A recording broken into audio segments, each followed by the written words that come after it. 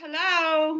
Hello again. We have been having Third time. third time's a charm, and it looks like it's going to work this time.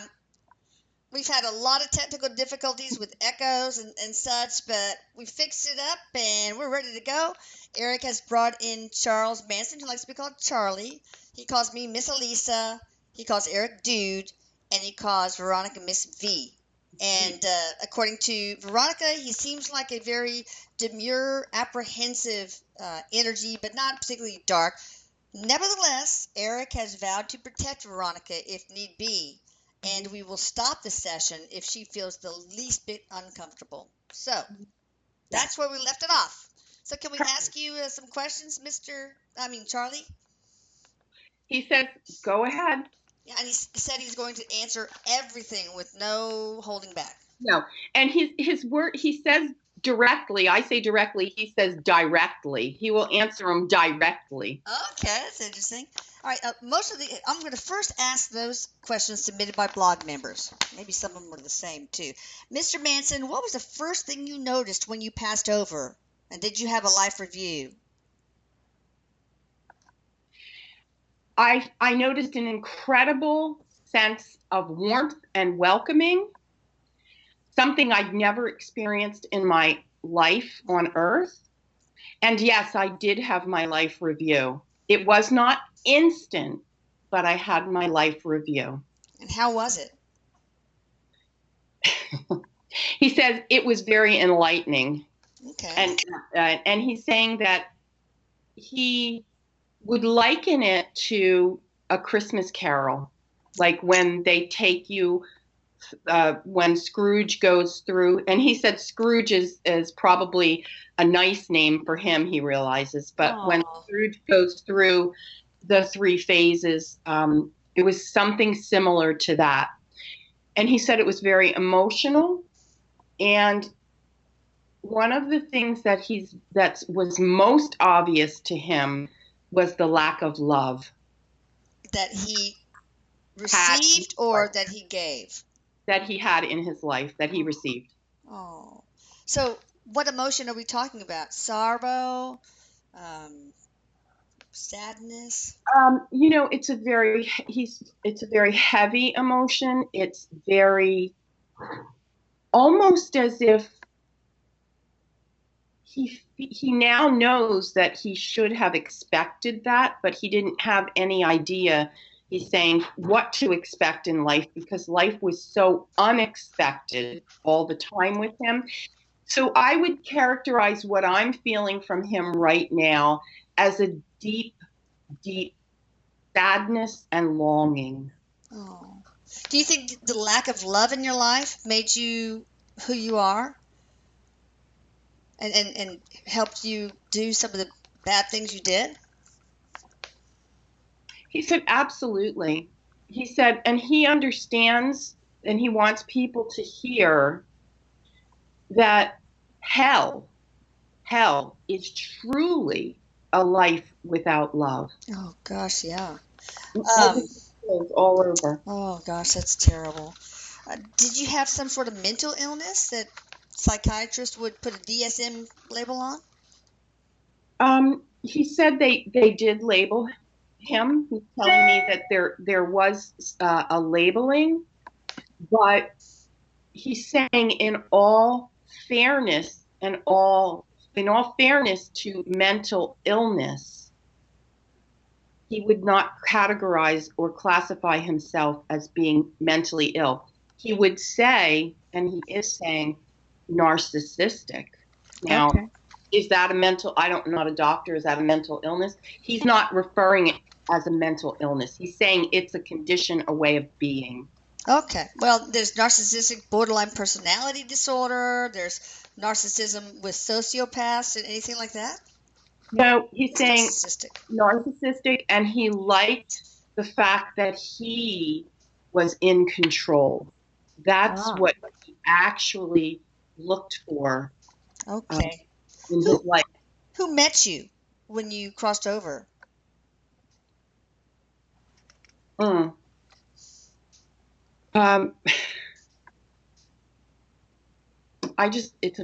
is very emotional in a loving way. He was met by the Blessed Mother. Wow. Something he's saying that he longed for in his entire life. He longed for a mother. Yeah. And to find that he was met by the Blessed Mother, it was the most, he's saying, heartwarming, well-received events. Wow. Now, another part to say. Excuse me, he's saying one other thing.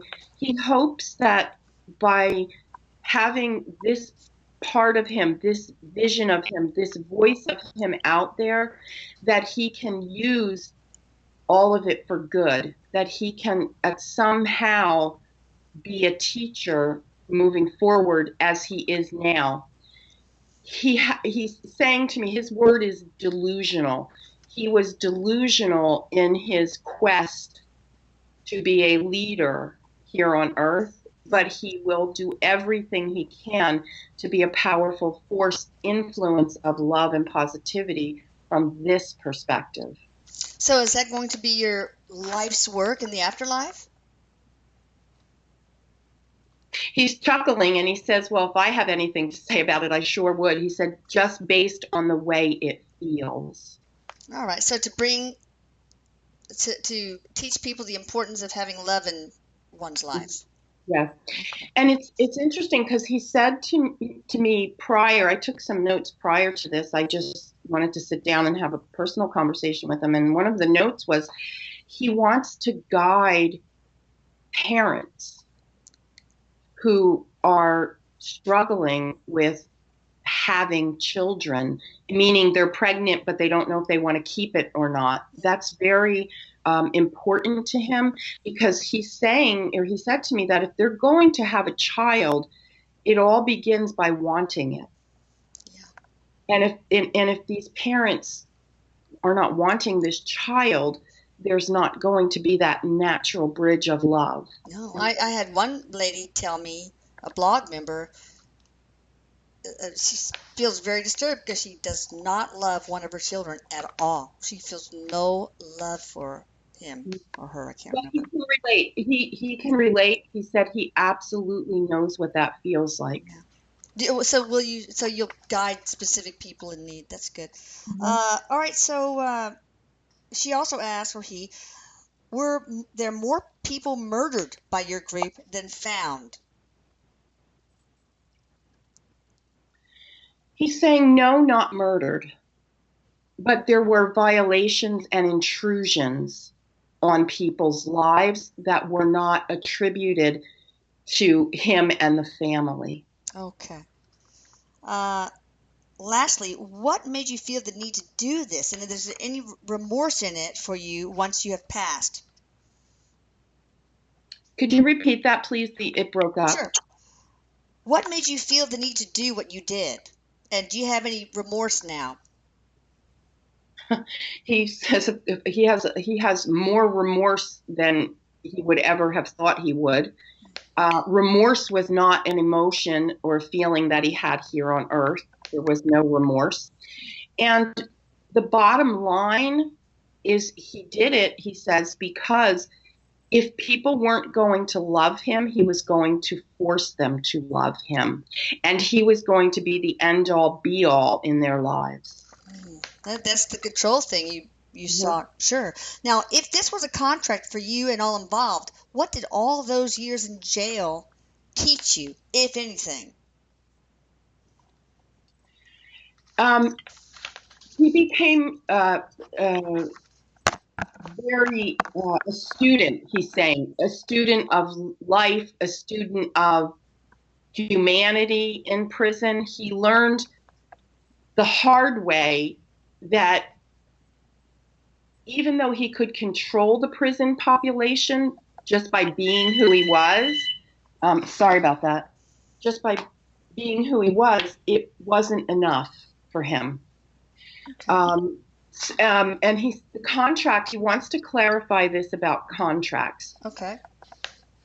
We have free will. And so some of those contracts, or some of those people that were hurt like that, didn't use their free will, but were drawn in by other people's free will. Ah, It okay. sounds very convoluted, he's saying, but he's using the phrase wrong place, wrong time. Oh, I got you. Mhm. Okay. All right. You were mentally ill. Were you born? Okay. In future lives, will you have to atone for the evil you committed in this life? In other words, will there be karma in subsequent incarnations? Even though all your incarnations are happening all at the same time, people. Yeah, he wants to stress this about karma. Karma is a result of the actions you take. And so, of course, he'll have to make retribution or make right, absolutely. But as he's saying with his life review, that all shifted for him. There's no more the energy I have here with me right now. I'm not scared of. I don't feel like it's going to haunt me or it's going to take over my body. Good. Stephen Paddock was much more Yeah. scarier than Manson, and I do believe it's because Manson has had, and Erik and Charlie are confirming that yes, he's had the life review. That's what shifted and made the difference. All right. Good. Did you think you were invincible and have the power to stop time, or was that just you lying and convincing others to follow you? I did whatever I needed to do to get people to listen to me. Well, was that a lie? I mean, or did you really feel like you had that kind of power? Oh, I did have that kind of power, he said, because he's saying power comes from people's minds, what they believe. Okay. And he's saying he was very good at manipulating minds and getting people to believe and he created their perceptions for them. And that's a very scary thing. That is very scary. Yeah. Did you only commit these crimes to become famous because you didn't make it in the music business? Which I didn't know. Yeah. He said he was pissed off for a while about that and Dennis Wilson, the whole thing there. But ultimately, he understands that this was his calling. This was what he was destined to do, so to speak, to get bigger attention. Okay. Music would have never gotten him this level of attention or celebrity. Ah, I gotcha. Well, okay. Have you spoken to Sharon Tate about your connection to her and what she experienced that night in her home, and of course the others who were there?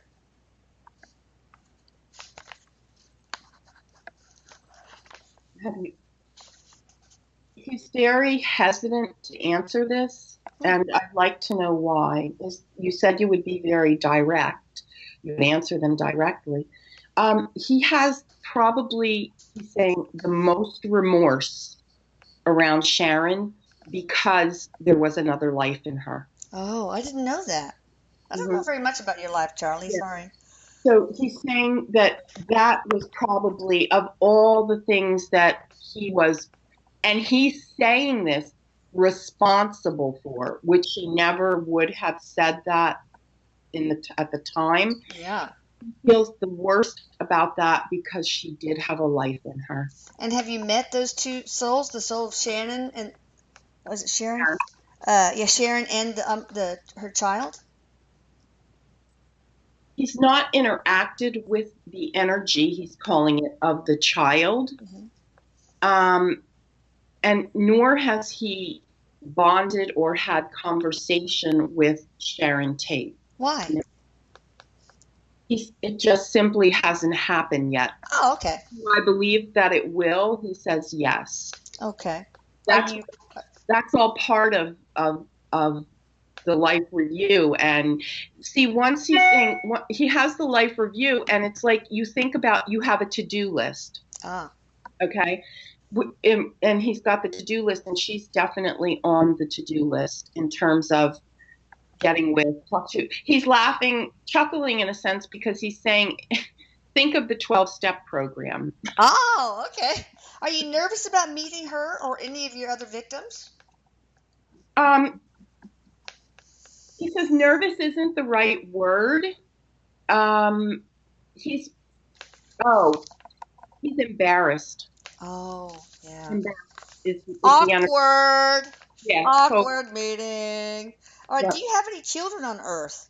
And if so, do they know they are your children? Oh, he, he's saying I've sired several children, and to his knowledge, they do not know that they share DNA with him. Probably best. He likes it that way. Yeah, they probably do too. Yeah.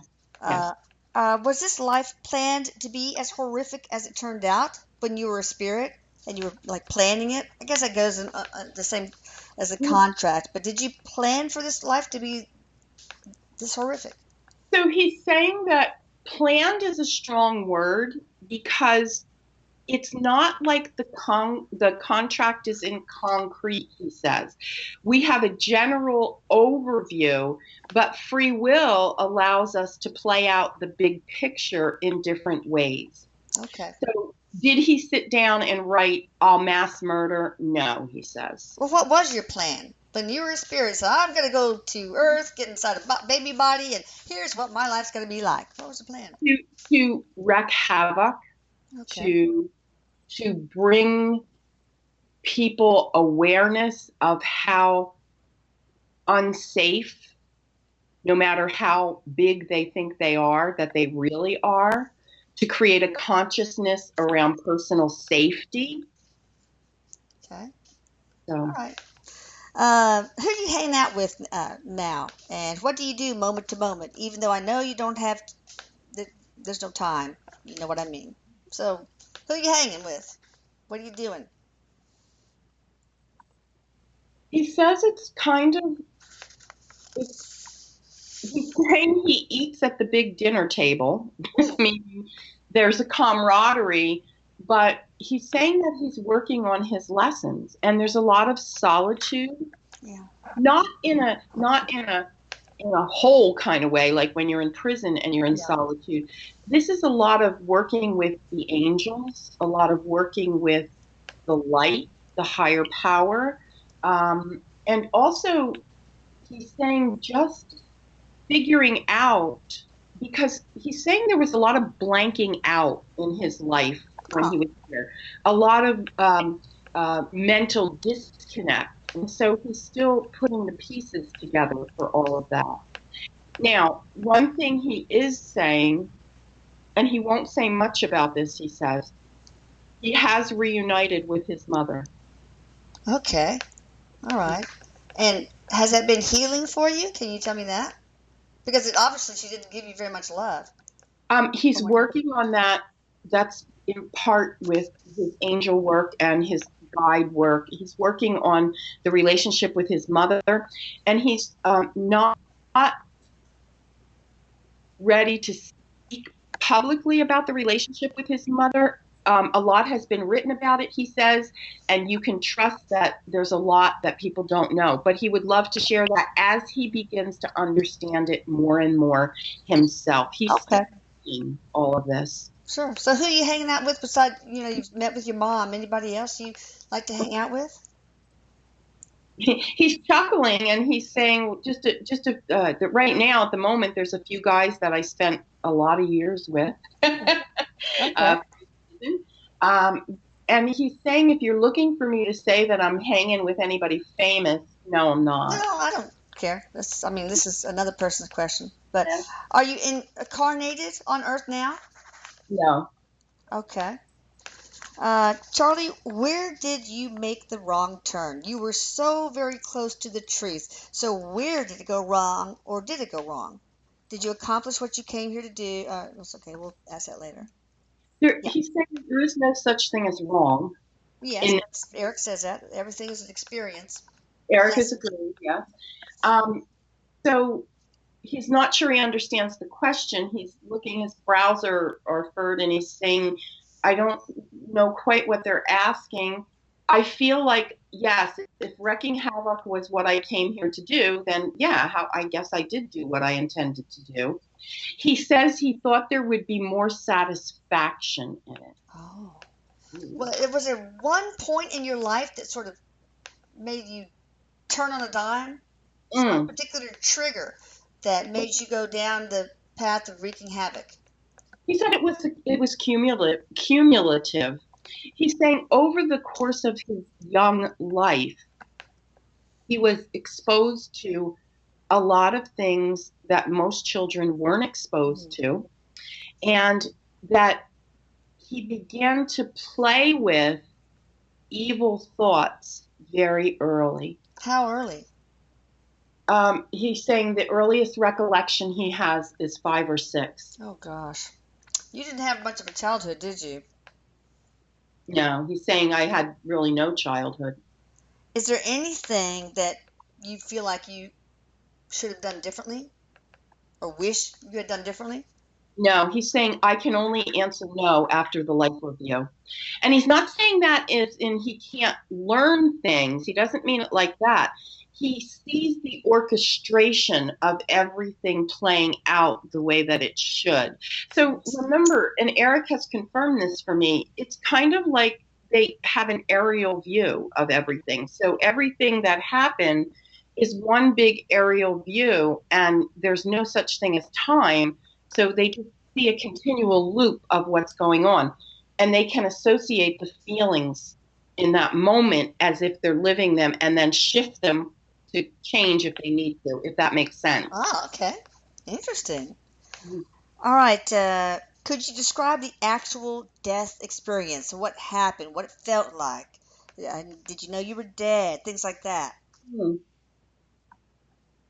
So, Charlie, the death experience, he's saying that the way that he was treated was more fair than he deserved. Okay. He was treated with what he's calling dignity. Maybe you and I wouldn't necessarily think it was so dignified. And he was unconscious to us, to humanity, for a couple of days, he's saying. But during that time, my soul was coming and going out of my body and coming and going. He said he would oftentimes look at himself, and one of the people that were there to greet him, in addition to the Blessed Mother, was his own mother. And part of his reluctance to go was he never could trust his mother. Oh. And so it took a while, he said, for me to pass, because I needed to feel comfortable with that maternal energy. And with the Blessed Mother being there, it gave me a tremendous level of comfort. And he's saying, I never knew the Blessed Mother on earth. Yeah. You know, the closest he ever came to that he's saying some sort of Beatle lyric song. I don't know. Okay. All right. Okay, I'd love to ask Charles Manson if he was a victim of MK Ultra or a program related to it. I don't know. I've heard of this, but I don't know what that is. If he was, what insight can he offer about the program he was involved with? It's not resonating with him. He doesn't know what they mean. Okay, so I guess the answer to that is no. All righty. Hi, Elisa. Depending on Charles' state of mind, which we won't know until the interview, I would like to ask what advice he would give to parents of children with psychopathic disorders. Interesting. What's interesting about that is he isn't labeling himself psychopathic. Okay. He's labeling himself, as we said, narcissistic. But again, he's going to go back to his purpose now, his soul's mission to govern and guide parents. And he goes back to the word love. He said, don't overcomplicate it. Don't try to buy it. Just be love to these children, regardless. And he's also very adamant about this. And Erik is chiming in here also. For God's sake, with the labels. I know. They're both saying with the labels. Okay, so I was this, Erik says, in this life. And Charlie's saying, I was this. He's saying, don't get hung up on the labels and how to treat a human being. They aren't the labels. Love, love, love. Right. All right. Good advice. What were your reflections of the crimes you committed, if any, while in prison as the years went on? Like, did you do soul searching? Hmm. He's saying that prison was very familiar to him and it was a very comforting place. I don't know. He's just saying that. He wants us to know. He said he spent a lot of time in prison very early on, but he's also wanting us to know that even when he wasn't locked up formally, he was in prison in his own head. Yeah. And he's saying there wasn't what he would call soul searching. He wouldn't call it that. In his mind, he's saying, and he's being very honest about this, he reviewed in the beginning with a sense of accomplishment. Oh, like pride. Yes, and he's wincing at that, but he's being honest. Yeah. Okay. Yeah. Why were you so hateful toward black people? Was this a taught behavior, or was it due to an experience, or what? I didn't know he was. I don't know much. He probably just didn't like any people. Yeah, that is exactly what he said. What makes you think I chose a color to hate? Yeah. He said hate was just thread throughout his whole body, starting with himself. Oh, you said you had a lot of self-loathing? Yes. But again, he's only saying, I will admit this now. I would never have known this on Earth. No. Well, what do you think you hated about yourself so much? I was the runt of the litter. No one ever wanted me. So, I never felt like I fit in. Very early on, I felt like I was underfoot and in the way. I didn't even know my biological father. okay. So you were emotionally and probably physically neglected, and that made you feel worthless? He's saying it made me feel determined to get attention. Oh, I see. Oh, that now it's all clicking. Okay. What was the thing that opened you up the most spiritually? He loves the energy of Jesus. Oh, So, he said, what's not to love? listen, he's saying, I had a lot of time for many a come to Jesus moments. Mm-hmm. So, yes, he's very connected to the Jesus energy, the Christ energy, the Christ consciousness. Now, or was that when you were alive? He found that towards the end of his prison stint, towards the end of his life. Ah, And he's calling it the Christ consciousness. okay. Can you ask Charles, let's see, Charlie, okay, how many people he killed or had people killed or was directly or indirectly responsible for killing?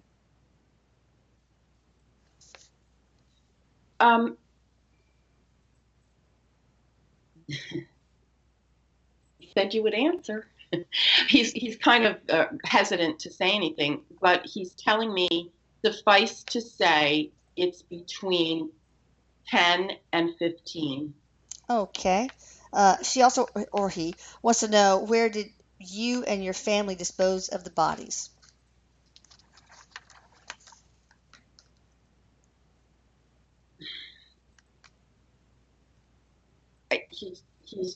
He said, why is that relevant? I don't know. I'm only the messenger. Well, just tell me, is there just one spot that No. the bodies? Okay, different places. Okay, all right. We So want the latitude and longitude immediately. I'm just kidding. he agreed, and he's saying there was I can see an image he's showing me of a very dirty, dusty, almost looks deserty. Charlie, he's saying yes. It would be, it's a dilapidated old piece of land, of farmland, and that was where several of the bodies were. Okay. But he's saying the ones that he's most known for is probably the majority of the ones that he killed. So we know where those bodies were. Okay. All right. About your children, the kids you sired, as in your own words. How do you feel about them, and will you be protecting them or guiding them from the other side?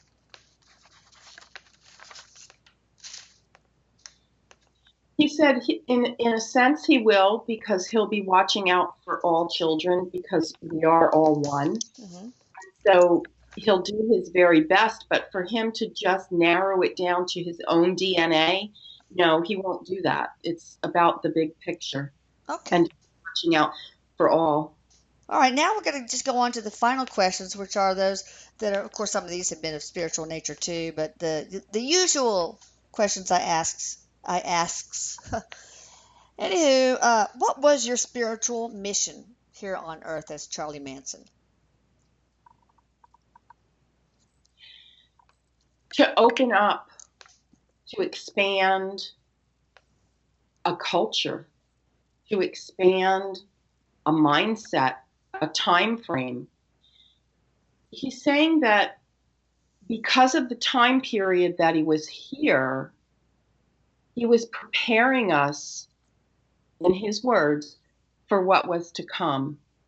And he's referencing all of the wars, all of the what we're experiencing now. He's not equating what he did to terrorism or to any of that, but he's saying in hindsight now he knows that he was put here to prepare a society, to prepare a culture. Because once I did what I did, no one felt safe. Okay. Well, where's the benefit in living in fear Mhm. and fearing for one's own personal safety? He's saying because then you get more diligent. He keeps referring to a phrase, people never locked their doors. Yeah. And he's saying, while he isn't totally responsible for changing that, Yeah. you can bet your bippy, he says, they locked their doors after they heard about him. Yeah. So it's all about, in his mind, he's rationalizing, not rationalizing, I'm sorry, because he's adamant that he was creating an awareness, an expansion of consciousness that what we experienced prior to him was going to get worse. Okay. He was part of this movement of mind altering behaviors. Yeah. And if you look at terrorism, and he doesn't want to digress or mix it up, but the terrorists today are glorified cult leaders who use mind games to alter. He said he was the forerunner. Ah, yeah. He was the first Osama bin Laden, huh? Yeah, yeah, All yeah. right. Hmm. Uh, what do you think you were here to learn, if anything?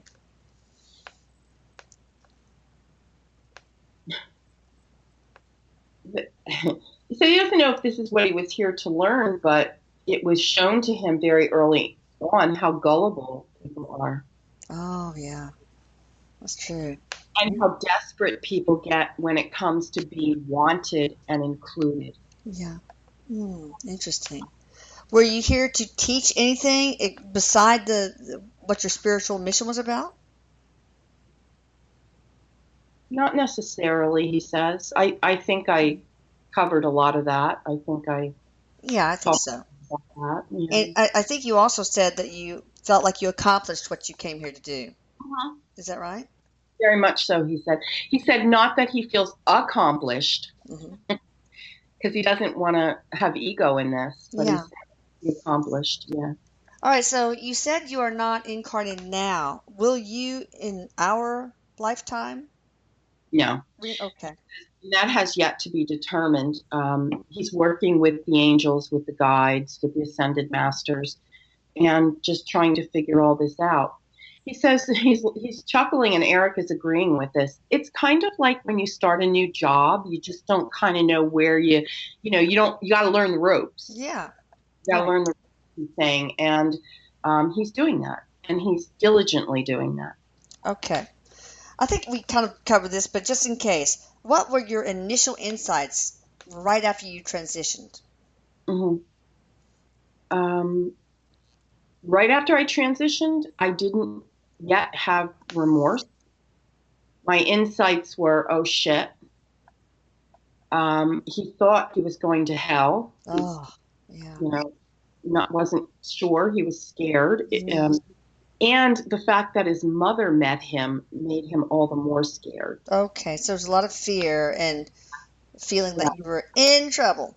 So he didn't, he's adamant about saying he didn't have the glorious, beautiful white light Yeah. received. Okay. Did you hide out for a while? Well, he did, he said, because he left his body, came back, left his Oh, body, yeah. his body came back.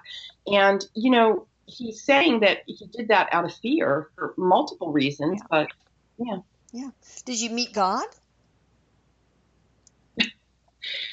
He said we all meet God when we're on earth, even. God Yeah, is but once you crossed over, did you meet God, the Source, big kahuna. the big kahuna?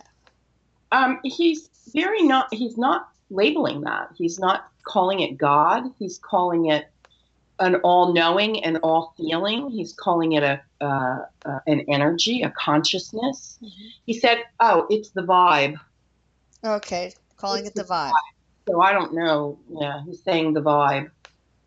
So did you meet the vibe? Yes, he said. Well, it's not a meeting of. He's saying it's an experiencing of. Oh, okay. All You right. don't meet, it's not like, hi, I'm Charlie, great to meet you.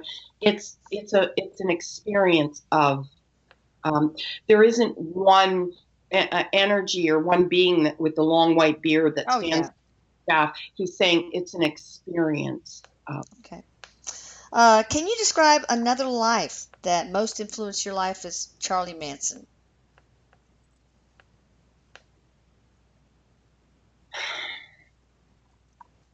Um, Interesting.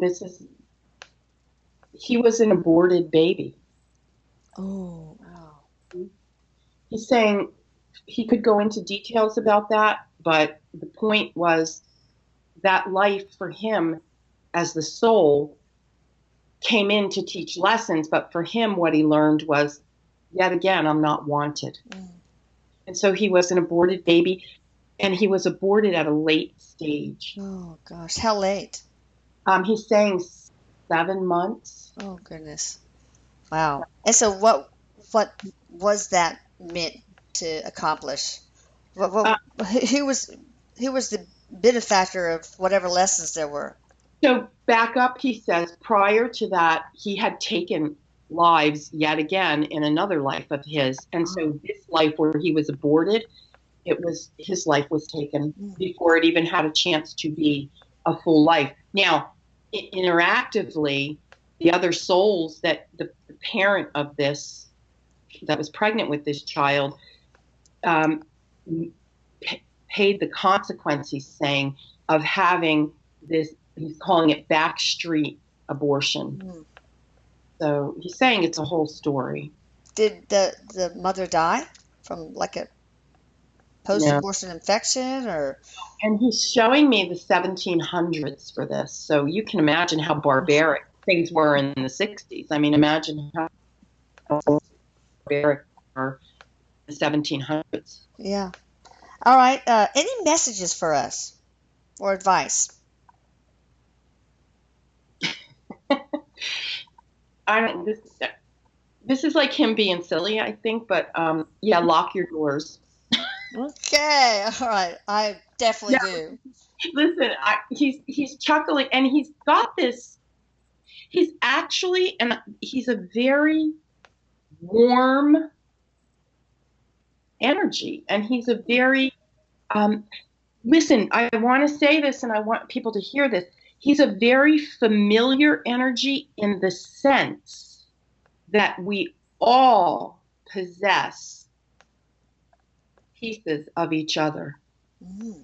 And so look for the good in each other, he's saying. You know, you can look at me and you can judge me for my heinous acts, and they were, he says, but you need to look in the mirror because maybe you're not chopping people up, he said, but what are you doing that could mirror my behavior? So don't throw stones, Right. don't judge. And he circles back to love. Yeah, many of us probably have had lives where we've done heinous things, so of course. Well, is your higher self your natural state of that of warmth and love? Of love. And Erik and I can both attest to that, because Erik is very comfortable with this, and Erik's very protective of me. Even like when people ask questions and Erik jumps in and says, no, move on. He'll do that when I do private stuff. So Erik's very protective of me, but Erik's guard is down. Charlie's very warm. I feel very comfortable with this. So yes, he's saying, yes, all of our higher selves are of love. Awesome. All right. Is there anything you can share about you rather, that nobody knows about? I loved cars almost as much as I loved music. Oh, I did not know that. So he loved, fancy schmancy cars. One of the things he loved about Dennis Wilson, he's saying Dennis Wilson, was that Dennis drove a beautiful Cadillac, and Charlie used to like to cruise around in the Cadillac with him. Oh. And Dennis also had a sports car. He's referencing Dennis a lot. And Charlie said he would often be drawn to like the 57 Chevys. Who's Dennis Wilson? I believe he was a Beach Boy. That's what I thought. Okay, gotcha. All right. Hanging out with Charlie Manson. Oh, yeah. That's something to write about. Okay, so Erik, the last thing is, and of course you too, Veronica. Erik, do you have any other questions to ask Mr. Manson?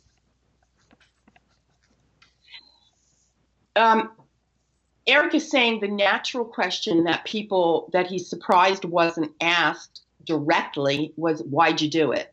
We kind of beat around all the other, questions, and maybe we asked it in a different kind of way, but, why'd you do it? And Erik is not asking from a spiritual contract perspective. He's asking Charlie, in his opinion, as this energy now that's crossed over, why'd you do it?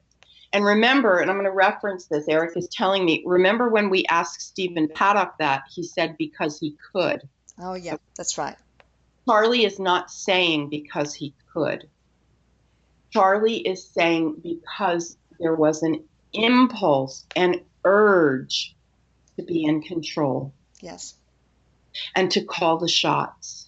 And that is why he did it on a human level. And to force people to love you or adore you. Yes. Yes. But he's not smug about it at all. And he's not saying because I could. Yeah. This energy is, I wish everyone could just feel this energy, and hopefully I've portrayed it in a way that they can feel it, because there's much, I would love to have another conversation with him about the love and children and all of that. But yeah. Okay. Definitely different than I expected. Yeah, cool. Well, thank you so much, Charlie. I really appreciate this. Hopefully people will have a better understanding of you, the Charlie Manson higher self now. So, and thank you, Veronica. Thank you, Erik. You guys check out Veronica at www.veronicadrake.com, which I will put here. And Veronica, want to share anything? If you're watching this video in December, you have until December 24th to take advantage of my special. You buy a numerology report, you get 2 free hour readings with me with that purchase. Wow. And December 24th at midnight. So before Santa comes, take advantage of that. Send me that information again and I'll post it. Okay. All right. Love you both. Bye. Love you, Mama. Bye-bye.